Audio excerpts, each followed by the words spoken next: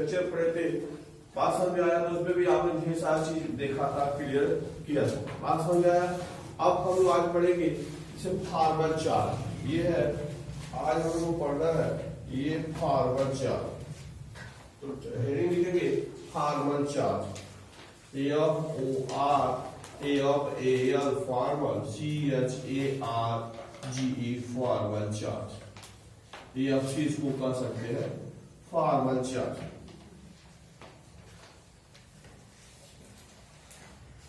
Forward charge क्या हम पढ़ेंगे? फॉरवर्ड चार्ज पढ़ेंगे। तो ये जो आपने देखा था कि कल हम लोग देखे थे कि लुईस डार्ट स्ट्रक्चर बना था, तो जो लुईस डार्ट स्ट्रक्चर होता है उसके द्वारा एग्जैक्ट यानी कि वास्तविक स्ट्रक्चर ऑफ मॉलिक्यूल नहीं हो पाता है। बात समझ आया? यानी कि लुईस जो डार्ट स्ट्रक्चर है उसके द्वारा जो अणु जो होते हैं उसकी वास्तविक स्ट्रक्चर पता नहीं हो पाती है। तो एक आया नया काम हो गया कि फॉरवर्ड चार्ज। क्या हो गया? Forward charge. तो लिखेंगे पास आप लिख लें लुईस डार्ट स्ट्रक्चर, यानी कि Lewis dot structure, Lewis dot structure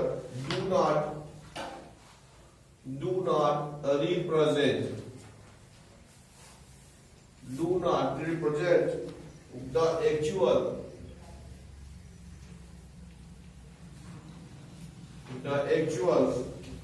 shape of the molecule. Shapes of the molecule. ठीक है। अब क्या किया गया? तो लुईस जो डार्ट स्ट्रक्चर हुआ था वो क्या करता है? अणुओं की वास्तविक संरचना को प्रदर्शित नहीं करना, लेकिन लिखा गया है डू नॉट रिप्रेजेंट, प्रस्तुत नहीं करता है क्या? वास्तविक स्ट्रक्चर को, वास्तविक संरचना को। ठीक है। तो अब नया ये आ गया चीज की, क्या हो गया? Forward charge. क्या हो गया? Forward charge. इस पे क्वेश्चन खूब आते हैं। फॉरवर्ड चार्ज की सहायता से आप उसको क्या तमाम उसकी संरचना को आप लोग क्लियर करेंगे, वो रेजिस्टेंस प्रदर्शित करेगा कि नहीं करेगा, कौन सा मॉलिक्यूल ज्यादा स्टेबल है, कौन सा कम स्टेबल है। बात समझ में आया? तो हम इस फॉरवर्ड चार्ज की सहायता से हम उसका क्या कर सकते हैं? क्लियरेंस कर सकते हैं। बात समझ में आया? क्या किया गया? बताया गया कि फॉरवर्ड चार्ज की सहायता से हम क्या करेंगे कि कौन मॉलिक्यूल ज्यादा स्थायी है, कौन मॉलिक्यूल कम स्थायी है, कॉमन जो मॉलिक्यूल्स होंगे वह रेजोनेंस को प्रदर्शित करेंगे, रेजोनेंस समझते हैं, अनुनाद को प्रदर्शित करेंगे। बात समझ में आया? तो ये सारी चीजें हम इस फॉरवर्ड चार्ज की सहायता से कैलकुलेट कर लेंगे, जान पाएंगे। ठीक है। तो ये हो गया फॉरवर्ड चार्ज। ठीक है। आगे थोड़ा सा लिख देंगे इसको, अगर परिभाषा देखा जाए तो ये क्या है, थोड़ा सा लिख दिया जाए the difference, DIFFERENCE, the difference between the number of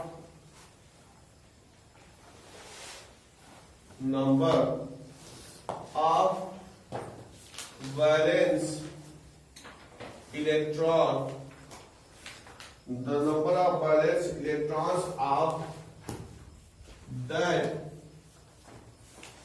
atom in an isolated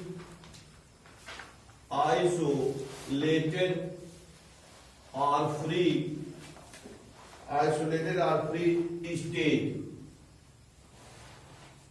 and the number of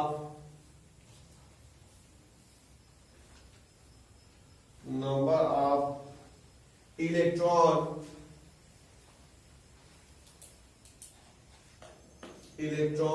assigned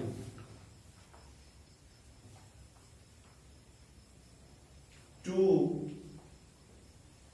that atom in the Lewis structure.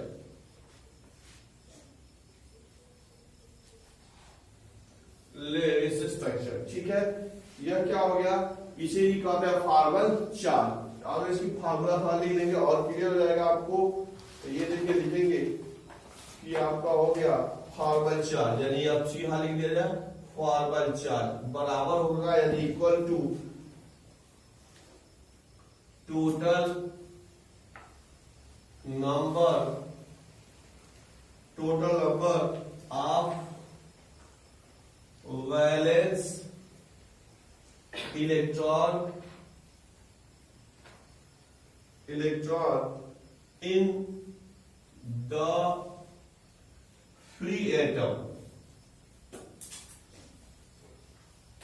in the free atom minus total number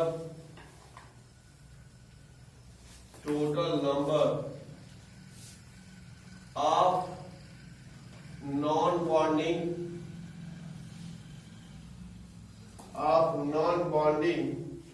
bracket में लिख सकते हैं lone pair electron, ठीक है ये, और पूरा minus है 1/2 total number of bonding bracket में शेयर्ड इलेक्ट्रॉन।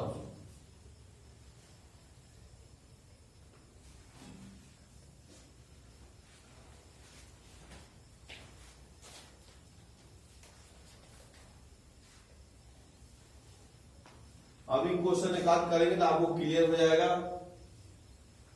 लिखा गया फॉर्मल चार्ज का लिखा गया है total number of valence electron in free atom bracket close minus total number of non bonding bracket में lone pair electrons bracket close minus 1/2 total number of bonding bracket में shared electron.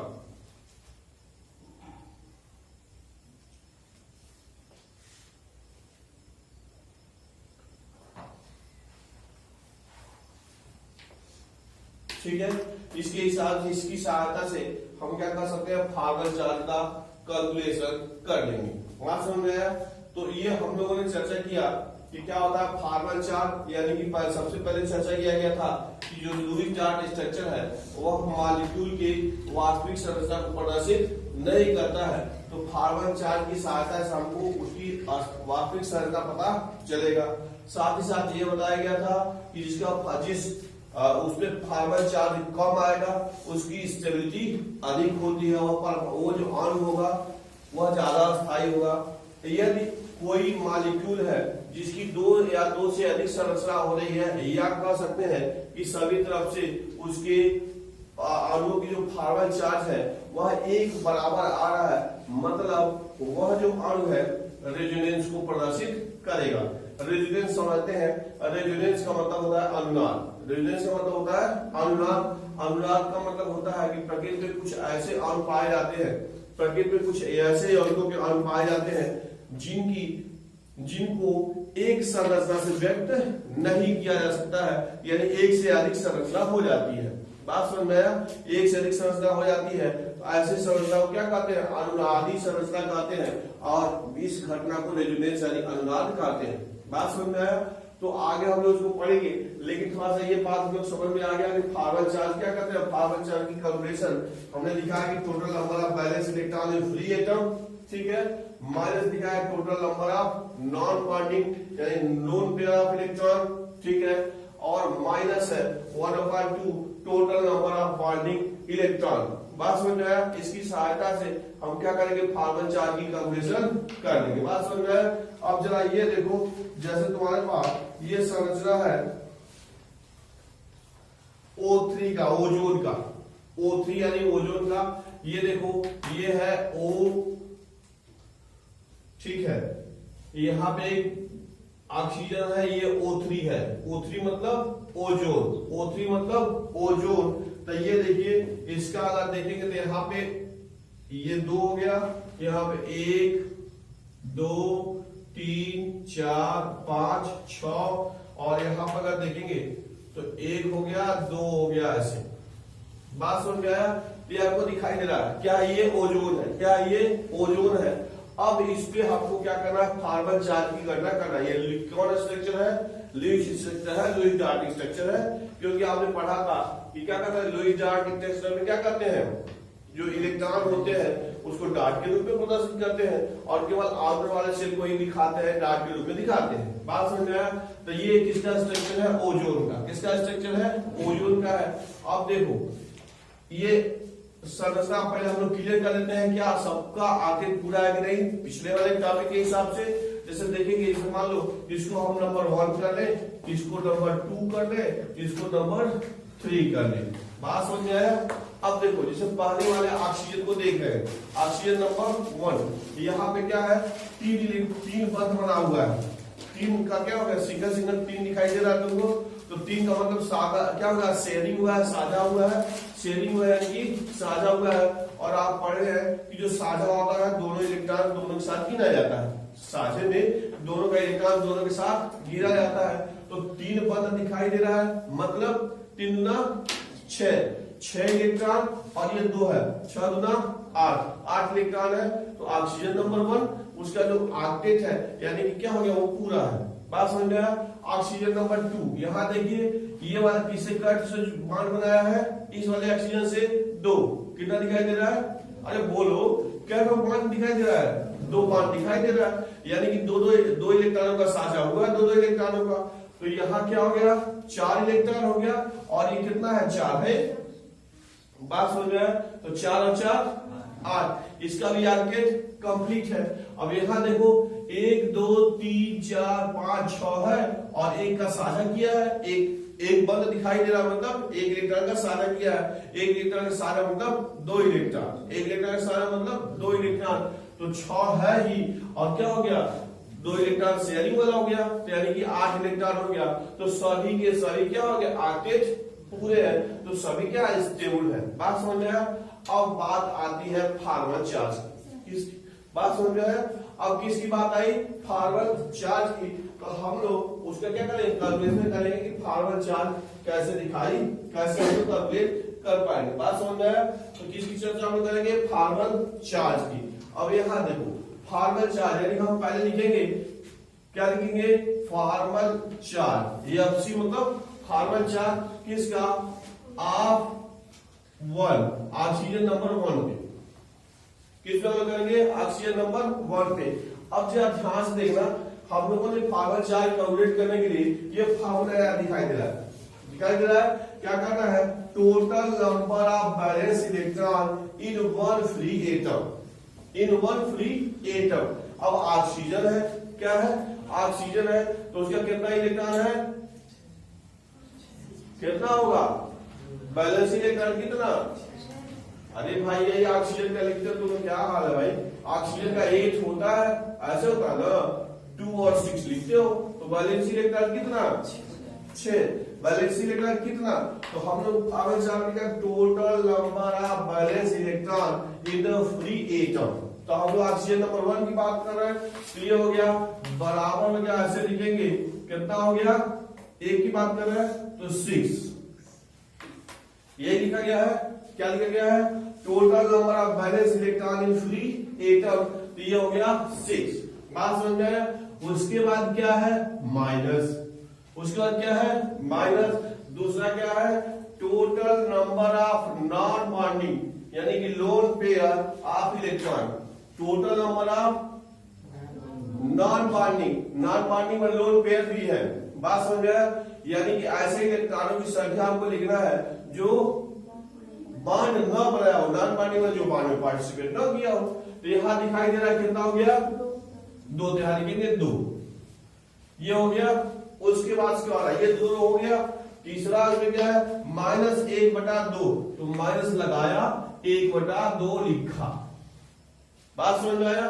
फिर यहां देखो उसका टोटल नंबर ऑफ बॉन्डिंग या shared electron. Total number of bonding यानी जो बंध बनाने में जो भाग लिए जितने इलेक्ट्रॉन उसकी संख्या लिखनी है। या यह कह सकते हैं शेयर्ड इलेक्ट्रॉन, कितना इलेक्ट्रॉन आपस में साझा हुए हैं। तो इसकी हम लोग बात कर रहे हैं, तो इसमें कितना है, कितना है 6। सबसे पहले बताया गया था भाई 3 बंद बनाया है और एक पार्ट बनाने में एक इलेक्ट्रॉन का साझा हो जाता है, तो टोटल हो गया, यानी हम यहां कर सकते हैं 6 कर सकते हैं। अब देखो यहां तुम लोग गणित में पढ़े होंगे, अब यहां पे क्या दिखाई दे रहा है 6 - 2 - 1/2 इंटू 6, यही है। अब क्या हो गया, काको पहले ता पीछे लो, गुणा करो, धन जोड़, ऐसा ही होता है क्या, बोर्ड मास करते हैं ना, ऐसे बोर्ड मास करते हैं। चलो ठीक है, तो इसको अभी करने के पहले क्या करेंगे, इसको गुणा करेंगे, का मतलब गुणा, का मतलब गुणा, तो इसको काट देंगे, ये हो जाएगा, क्या हो जाएगा 3। इसमें किसी कोई दिक्कत। अब देखो आगे क्या लिख रहा है यहाँ पे, ये 6 हो गया -2 - 3। अब देखो यहां तक किसी कोई दिक्कत। अब क्या होता है, माइनस माइनस प्लस, तो चिन्ह तो वही रहता है, माइनस ही रहता है, लेकिन चीजें जुट जाती हैं, बात समझ में आया। तो ये भी 6 है और ये -2 और -3 हो जाएगा -5, ये कितना हो गया 1। फार्मल चार्ज कितना हो गया 1, और चाहे तो साइन भी लिख सकते हैं +1, भाई क्या हो गया +1। इसमें किसी कोई दिक्कत, कोई दिक्कत। फार्मल चार्ज किसपे, 1 नंबर वाले ऑक्सीजन में कितना आया 1 है, ठीक है। अब दूसरे नंबर पे यानी कि लिखेंगे फार्मल चार्ज ऑन, आप लिख सकते हैं ऑक्सीजन नंबर 2, ऑक्सीजन नंबर 2, ठीक है। अब तुम लोग बोलोगे भाई लिखेंगे, बात समझ में आया, ठीक है। ऑक्सीजन नंबर 2 कौन है, ये वाला है, और फार्मल चार्ज, तो पहले को क्या लिखना है, बैलेंसी इलेक्ट्रॉन, तो कितना लिखेंगे 6, उसके बाद क्या लिखेंगे माइनस, और सूत्र भी देखा मतलब काफी पे माइनस माइनस हो गया। उसके बाद दूसरा क्या लिखना है हमको, total number of non bonding electron, जो आपस में बंद न बनाया हो उसकी संख्या, तो यहाँ कितना है, यहाँ पे 4 है, यानी 4 दिखाई दे रहा। अब माइनस, हाँ 1/2, और ये इंटू कितना है, क्या है, टोटल नंबर ऑफ बॉन्डिंग और शेयर्ड इलेक्ट्रॉन 4 होगा, क्योंकि डबल बॉन्ड बना हुआ है, इसके बीच में कौन बंद बना है, 2 बंद बना है, तो 2 दूना 4, तो यहां आ जाएगा 4, ठीक है। क्लियर कर लोगे, इसको यही उड़ा दो, 2 हो जाएगा, यानी हो गया 6 - 4 - 2, यानी कि 6 - 6, ये हुआ 6 - 6, यानी कि 0। तो ऑक्सीजन नंबर 2 पे फार्मल चार्ज आया कितना 0, किसी कोई दिक्कत। अब यहां ऑक्सीजन नंबर 3, यानी फार्मल चार्ज ऑक्सीजन यानी कि 3 पर, Fc, ठीक है, ये समझना भूलिया ना, Fc।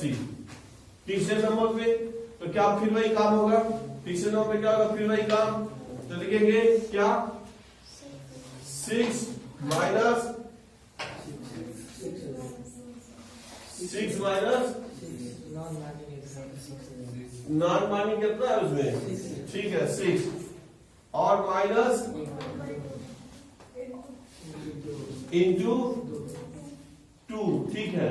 यहां से 2 से 2 कैंसिल, यानी 6 - 6 बराबर 0, तो फार्मल चार्ज क्या हो गया 0। उसमें किसी कोई दिक्कत,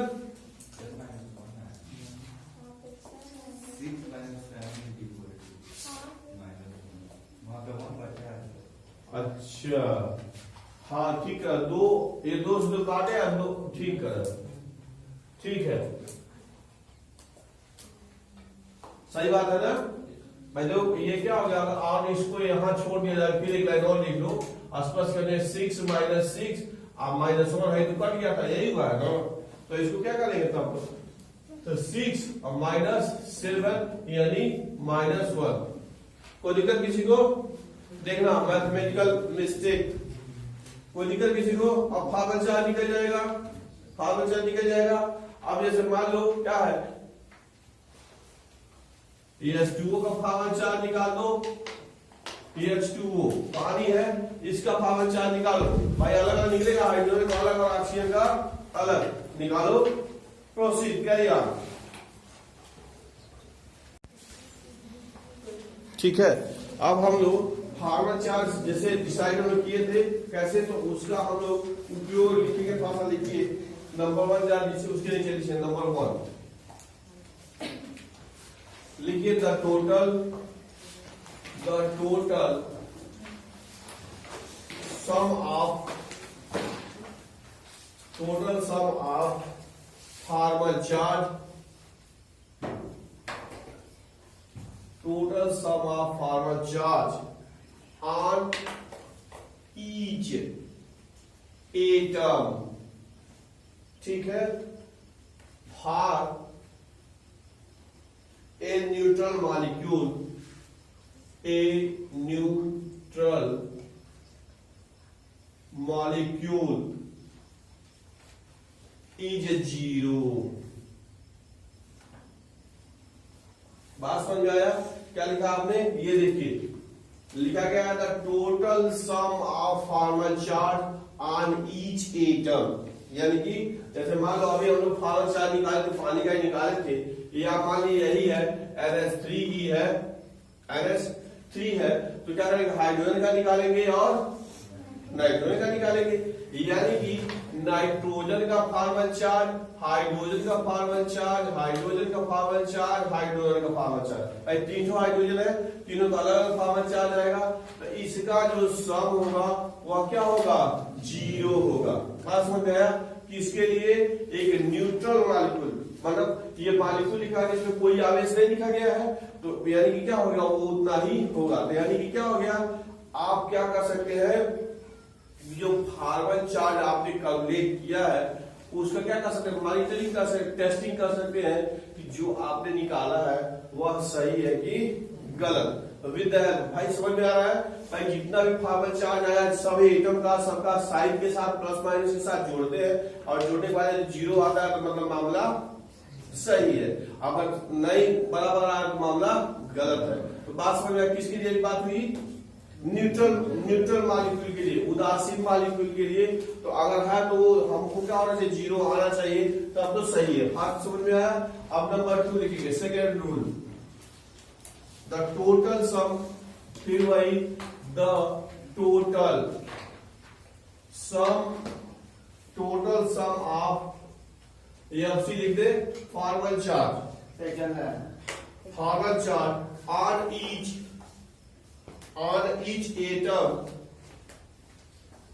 each atom for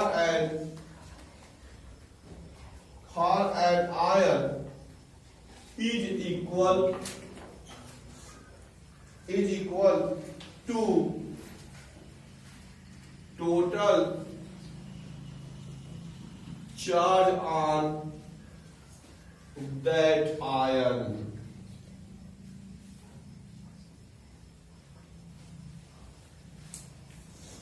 लिखा गया था टोटल सम ऑफ एफसी यानी formal charge on each atom for an ion is equal to total charge on that ion. बात समझ में आ गया? इसका मतलब वही, जैसे मान लीजिए क्या हो गया, ये है SO4 यानी सल्फेट है, पर -2 होता है, सल्फेट आयन में क्या होता है, -2 आयन होता है। तो क्या करेंगे, अगर हम सबका फॉर्मल चार्ज निकालेंगे और साइन के साथ योग करेंगे, साइन के साथ योग करेंगे, यानी कि क्या हो गया, यहां हम लिख सकते इसको सल्फर का फॉर्मल चार्ज प्लस ऑक्सीजन का फॉर्मल चार्ज प्लस ऑक्सीजन का प्लस ऑक्सीजन का और प्लस ऑक्सीजन का। भैया SO4 है, ऑक्सीजन कौन है, 4 है, ऑक्सीजन कितना है, 4 है, ये बराबर होगा -2 के। कोई आयन है तो उसपे कुल जो उसपे जितने भी एटम्स हैं सब एटम्स के क्या फॉर्मल चार्जों का योग, मतलब प्लस और माइनस साइन के साथ लिखेंगे, योग टोटल उसपे जितना रहता है आयन पे आवेश उसी के बराबर होता है। तो अगर सल्फेट का निकालेंगे तो क्या आ जाएगा, -2 हो जाएगा।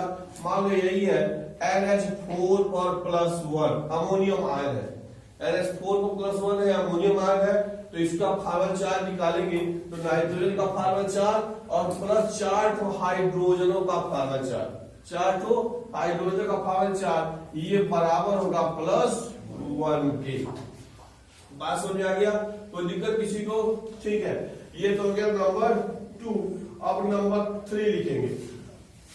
नंबर 3 लिखेंगे an electrolyte, an electronegative,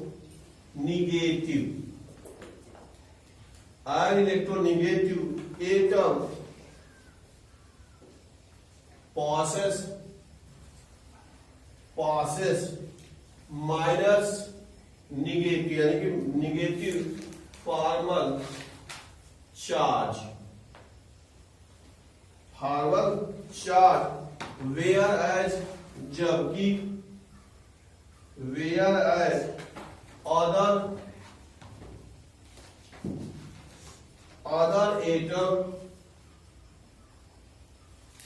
atoms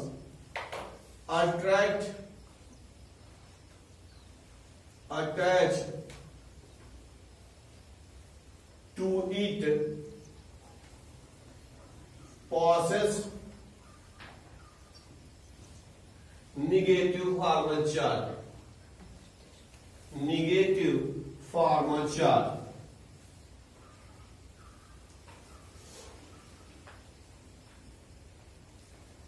formal charge, negative formal charge. भाई इलेक्ट्रोनेगेटिव समझते हैं, जिसमें निगेटिव रहेगा तो निगेटिव फार्मल चार्ज होगा और जो पॉजिटिव रहेगा तो पॉजिटिव फार्मल चार्ज होगा। बात समझ में आ गया? तो ये तो हो गया नंबर 3। अब नंबर 4 लिखेंगे। नंबर 4 वो तो लिखी थी क्या?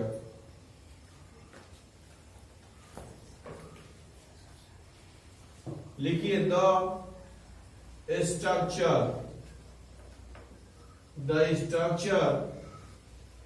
For a molecule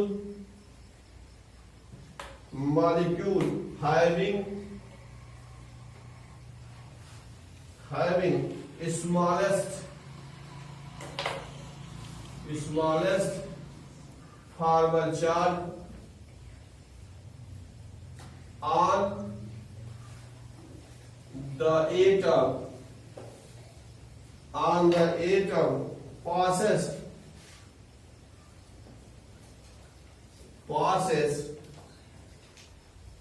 lowest energy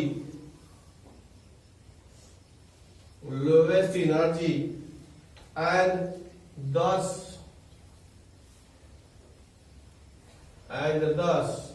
more stable,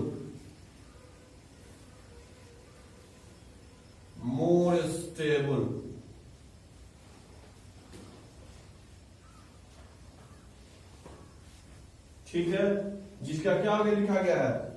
जिसका लिखा गया है फार्मल चार्ज कम हो, लिखा गया था structure for the molecule having smallest formal charge, जिसमें सबसे कम फार्मल चार्ज होगा on the atom passes lowest energy, उसकी एनर्जी सबसे कम होगी और कम होने के साथ साथ क्या होगा? वह स्टेबल मॉलिक्यूल होगा। तो जिस संरचना का फार्मल चार्ज क्या होगा? सबसे कम होगा, तो क्या होगा? उसकी एनर्जी लेवल कम होगी और स्टेबिलिटी भी अधिक होगी। बात समझ में आ गया? और लास्ट लिख दो यानी 5th हो जाएगा if 2 or more, यदि 2 या 2 से अधिक structure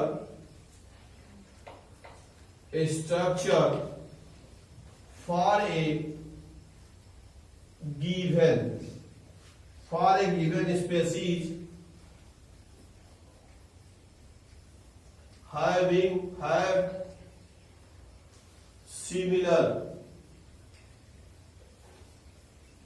similar formal charge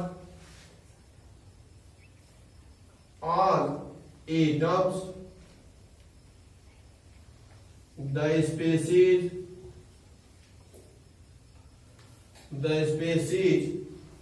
possesses resonance structure, रेजो AN CE resonance structure, resonance structure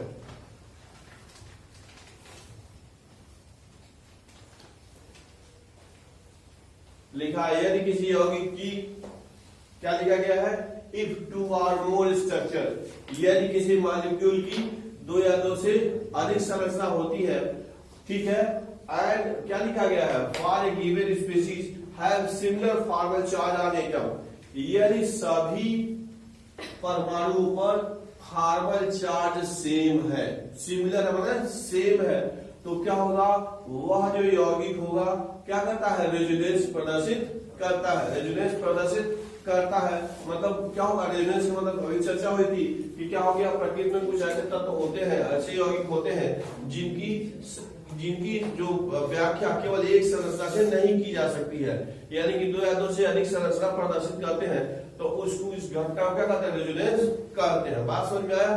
तो इस प्रकार से वो क्या कहते हैं, रेजोनेंस प्रदर्शित करते हैं। जैसे अगर आपके सामने ये देख लीजिए, ये है An2O, An2O है, तो इसका आपने चित्र कल बनाया था, ऐसे ऐसे N बना लिया था, O बना लिया था, एक संरचना ये था, ठीक है, और एक दूसरी संरचना थी N सिंगल वन O हो गया, इधर डबल वन O हो गया, ये दूसरी संरचना है, An2O है। अब इसका वो बना लेंगे आप, बन जाएगा भाई, 2 रुपये बना सकते ना इसमें डाट वाला भाई। इसमें क्या होता है, नाइट्रोजन कितना होता है, 5 इलेक्ट्रॉन होता है, तो कितना है, 3 तो साझा कर लिया, कौन बचा 2, तो 2 यहाँ दिखा देंगे। ऑक्सीजन का कितना होता है, 6 होता है, 6 में 2 तो साझा कर लिया, कौन बचा 4, तो 4 यहाँ दिखा देंगे, ठीक है। इस ऑक्सीजन का देखो, इस ऑक्सीजन में कितना होगा, 6 होता है, तो 1 खर्च हो गया, 1 2 3 4 5, इसका हो गया, ये संरचना हो गया। बात समझ आ गया? फिर जो दूसरा स्ट्रक्चर है, यहाँ देखो, एक तो जुटा है, तो कौन बचा, 1 2 3 4 और 5 बचा, इसमें कौन बचा, 2 बचा, इसमें कौन बचा भाई, 2 खर्च हो गया, होता है कुल 6 होता है, तो कौन बचा, 4 बच गया। बात समझ में आ गया? तो इन दोनों स्ट्रक्चर की, ये 2 स्ट्रक्चर आपको दिखाई दे रहा है, दोनों स्ट्रक्चरों की बारी बारी से उसका क्या करिए, फॉर्मल चार्ज निकालिए। स्ट्रक्चर नंबर 1 सब ऑक्सीजन नाइट्रोजन ऑक्सीजन का फॉर्मल चार्ज निकालेंगे, और फिर स्ट्रक्चर नंबर 2 ऑक्सीजन नाइट्रोजन और ऑक्सीजन के फॉर्मल चार्ज की गणना करेंगे। ये दोनों बराबर आएंगे, एक जैसे आएंगे तो रेजोनेंस है, अगर एक जैसे नहीं आएंगे तो रेजोनेंस नहीं प्रदर्शित